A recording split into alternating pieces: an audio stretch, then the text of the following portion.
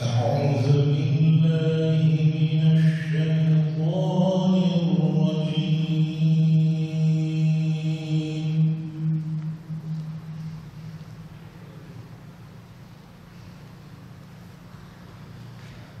بسم الله الرحمن الرحيم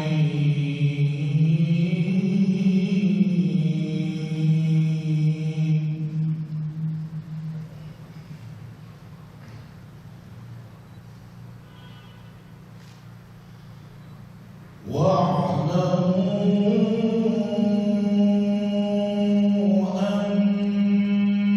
أن فيكم رسول الله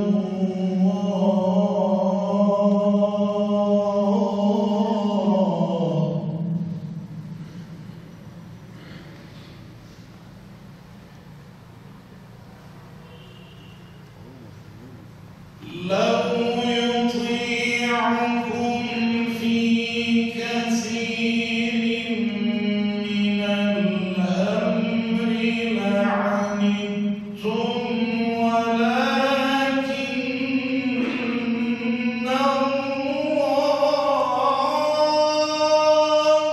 nazar kıldım şu dünyaya, o Mevlam vurulmuş tuzağa benzer, o Mevlam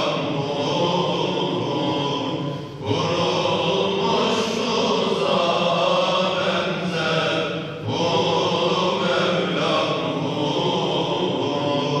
Bihamdillah derim Allah, bihamdillah derim Allah, alım aklımı fikrullah, alım aklımı fikrullah, dilimde zatın esması, dilimde zatın esması, bana oldu zikrullah.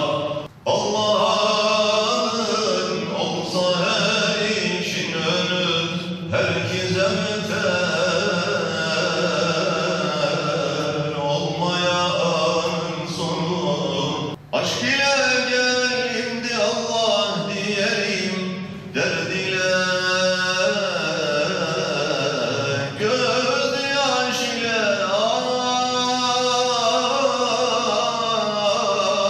gidelim. Ol dedi bir kere var oldu cihan, olma derse mahvur deme aman, aman ya Rabbel alemin. Kandilimiz, Mevlid kandilimiz mübarek olsun.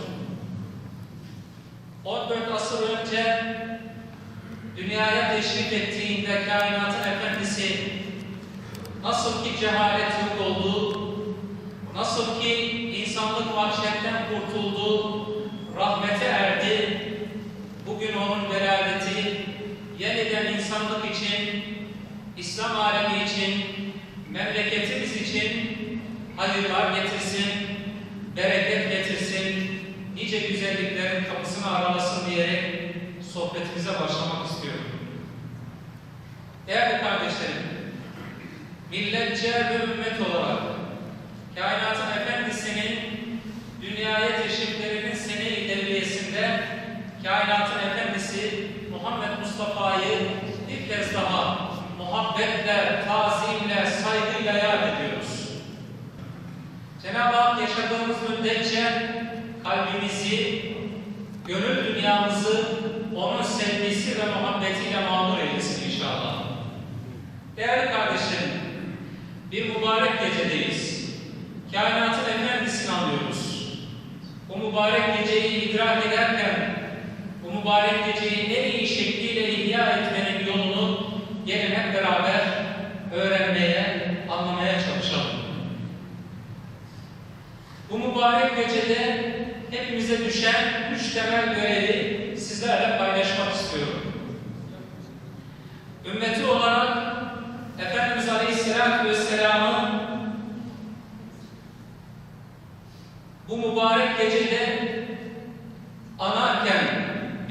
düşen birinci görev onu anmak.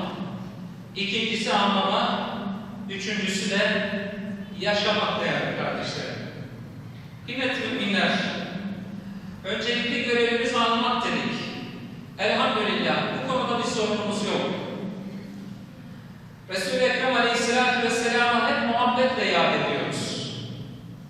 Şöyle ki, onun ismi şerifini her duyduğumuzda elimizi kalbimize götürüyor, salatü selam senin üzerine olsun ya Resulallah diyerek Efendimiz'i muhabbetle yad ediyoruz. Es-salatu vesselamu aleyke ya Resulallah diyoruz. Allahümme salli ala seyyidina Muhammed ve ala alihi ve ashabihi ecma'in diyerek salatü selam getiriyoruz. Bizden beklenen sadece Efendimiz Aleyhisselatü Vesselam'ı anmak değil. Bizden beklenen belki de bunun ötesinde ikinci aşamaya geçmek. Asıl bizden istenen onu anlamaktır. Onu tanımak ve onu anlamak. Değerli kardeşlerim, Efendimiz sallallahu aleyhi ve sellem'i tanımak ve anlamak için elbette onu okuyacağız. Bize onun hayatının başlangıcından sonuna kadar bütün ayrıntılarını anlatan siyer kitaplarını okuyacağız. Evet, onu tanıyacağız. O bir beşerdir. Unutmayalım ki onun bir beşer olması da insanlık için bir rahmettir. Onun risaleti de rahmettir. O bizlere sadece kitabı getiren bir elçi değil. O aynı zamanda Kur'an'ı yaşanan hayata dönüştüren bir peygamberdir. O sadece bize kitabı getirmedi. O kitabı nasıl yaşayacağımızı, o kitabı nasıl anlayacağımızı bize beyan eden bir peygamberdir. Değerli kardeşlerim, Efendimiz Aleyhisselatü Vesselam'ı tanıyacağız. Onu bir baba, onu bir eş, onu bir dost, onu bir komşu olarak öğreneceğiz, tanıyacağız ki hayatımıza taşıyacağız. Onu anlamak için o güzel çocukluğunu okuyacağız. Çocuklarla dostluğunu okuyacağız. Tanıyacağız. Çocuklara nasıl değer verdiğini, onlara nasıl ilgi gösterdiğini, onların gönüllerini nasıl fethettiğini, çocukların gönlündeki o müstesna yerini öğreneceğiz. Onun nasıl bir eş olduğunu hep beraber okuyacağız. Öğreneceğiz. Çünkü kainatın Efendimiz Aleyhisselatü Vesselam vefat etmesine rağmen, aradan yıllar geçmesine rağmen eşine karşı nasıl vefakar, nasıl muhabbet dolu bir eş olduğunu bize hayatıyla ortaya koymuştur. Onun eşine verdiği değeri, o toplumda kadınla hakkın bir araya gelmediği o toplumda kadını nasıl yücelttiğini, kadına nasıl değer verdiğini anlayacağız. Bugün hepimizin kendimize şu soruyu sormamız lazım değerli kardeşlerim.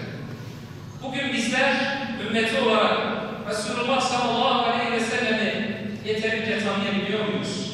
Siz insanlık için çıkarılmış